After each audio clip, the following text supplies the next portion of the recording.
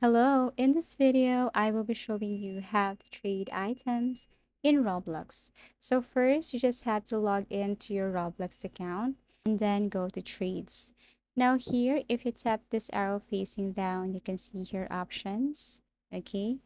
And then beside it, you can see how do I trade? So you have to tap that one.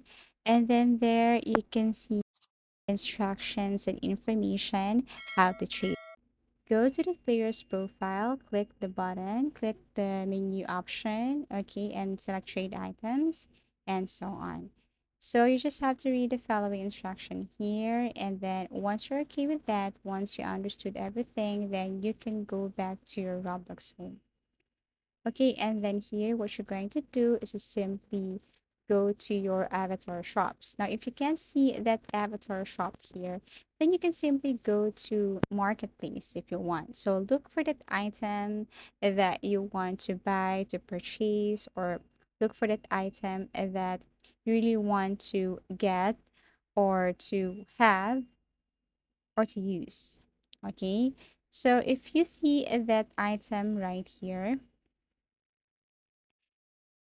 and if you want to purchase or if you really want to have or to get that item, then what you're going to do is just simply go below and see the people who have purchased that item. Okay.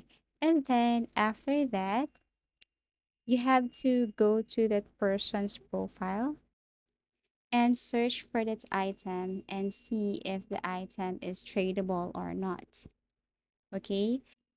Okay, so this is what it looks like. And let's just say that you want to trade any of the items of the player here.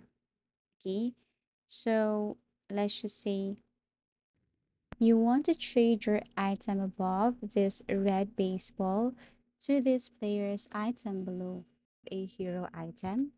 And then all you have to do is to put the amount right here and then your request down here. Okay. And then after that, what you're going to do is to click make offer.